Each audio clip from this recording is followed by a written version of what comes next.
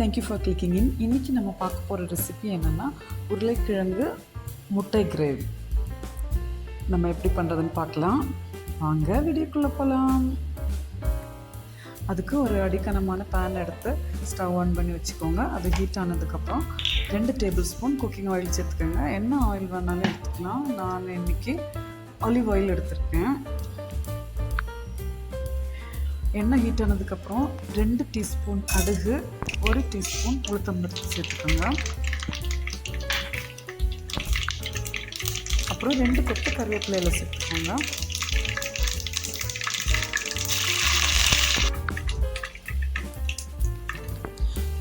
நாலு medium size வெங்காயம் குட்டியாக சாப் பண்ணி வச்சுருக்கேன்.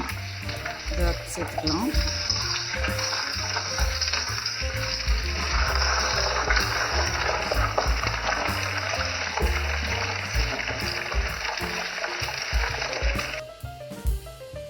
அஞ்சு பச்சை மிளகா கட் பண்ணி வச்சுருக்கேன், அதுவும் கூட சேர்த்துக்கலாம்.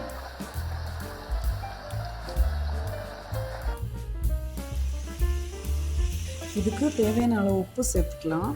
அப்புறம் ஒரு சின்ன துண்டு இஞ்சி தள்ளி வச்சுருக்கிறேன், 4 பல் பூண்டு அதையும் சேர்த்துக்கலாம். இது இப்படியே வேகட்டும்.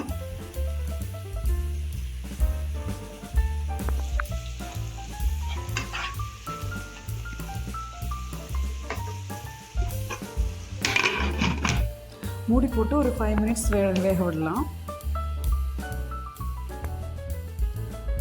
அரை மூடி தேங்காய் எடுத்துக்கோங்க. அதை நம்ம இப்போ ரோஸ்ட் பண்ணி எடுத்துக்கலாம்.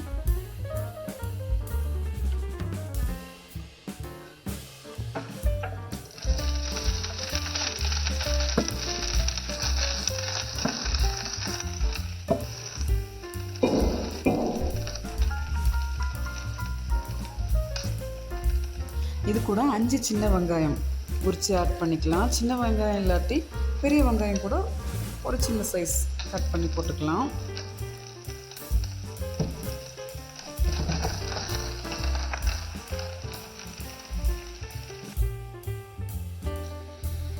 இப்போ இதில் 1 டேபிள் ஸ்பூன் சோம்பு ஆட் பண்ணிக்கலாம். அப்புறமா 1 கொத்து கறிவேப்பிலையில் சேர்த்துக்கலாம்.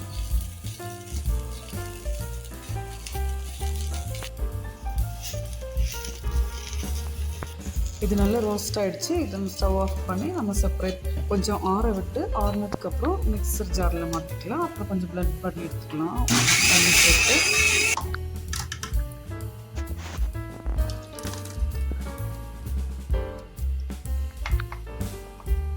இது அப்படியே இருக்கட்டும்.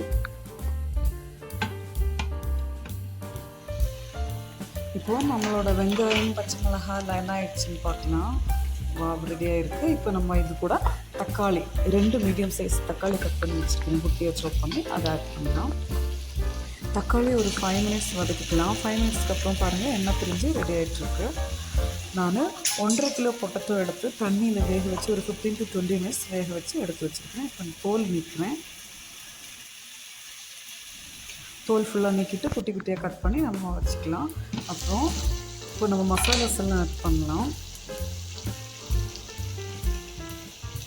2 டேபிள் ஸ்பூன் மல்லி பவுடர், 1.5 டேபிள் ஸ்பூன் மிளகா பவுடர், 2 டீஸ்பூன் மஞ்சள் பவுடர். மசாலாஸ் ஆட் பண்ணுறப்போ எப்போவுமே ஸ்டவ் லோ ஃப்ளேமில் வச்சுக்கோங்க. பச்சை வாசனை போகிற வரைக்கும் ஒரு 1 மினிட் வதக்கிக்கோங்க. அப்புறம் இது கூட நம்ம அரை டம்ளர் தண்ணி ஆட் பண்ணிக்கலாம். ஆட் பண்ணி வேக விடலாம்.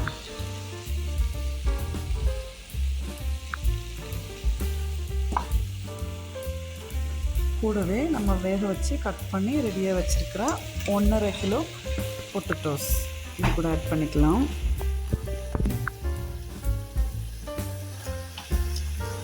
கலந்து விட்டுக்கலாம்.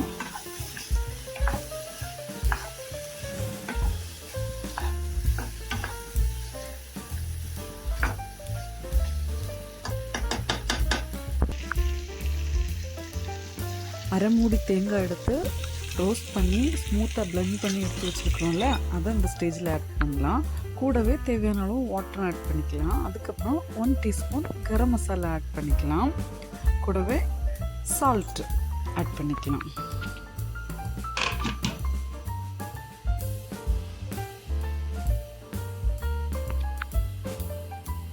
மூடி போட்டு ஒரு 15 மினிட்ஸ் வேக விடலாம். கொதிக்கட்டும், பார்க்கலாம். கொதித்து ரெடி ஆகிடுச்சு. இது கூட நம்ம முட்டை ஆட் பண்ணிக்கலாம். அதுக்கு நான் ஆல்ரெடி 8 முட்டை எடுத்து வேக வச்சு அதோட ஓடெல்லாம் நீக்கிட்டு 3 கட் பண்ணியிருக்கிறேன். 3 கட் அதில் போட்டு அப்போ தான் அது மசாலாஸ் எல்லாம் உள்ளே ஏறும். அதுக்காக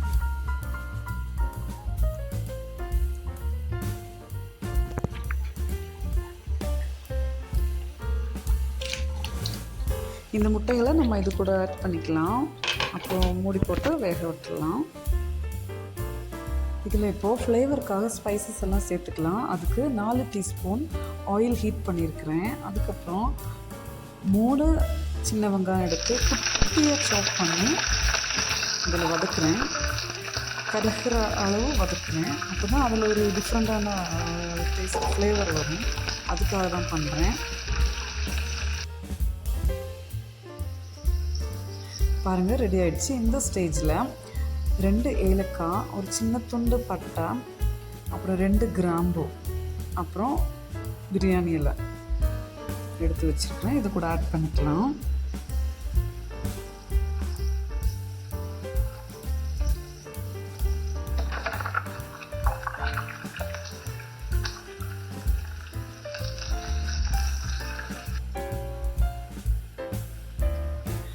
இது கூட அப்புறம் 3 காஞ்ச மிளகாய் சேர்த்துக்கிறேன்.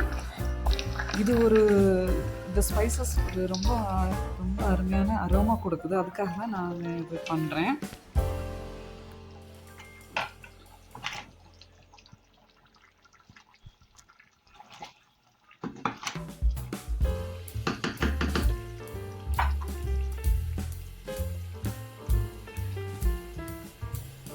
நம்மளோட கிரேவி ரெடி ஆகிடுச்சு. நம்ம இது கூட கொஞ்சோண்டு மல்லி இலை எடுத்து குட்டியாக சாப் பண்ணி அது கூட ஆட் பண்ணிக்கலாம்.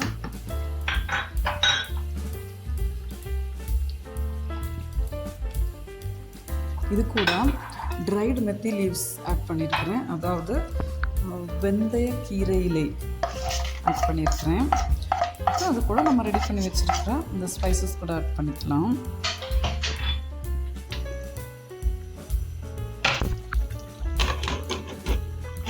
மறுபடியும் மூடி போட்டு ஒரு 2 மினிட்ஸ் வேக விடலாம்.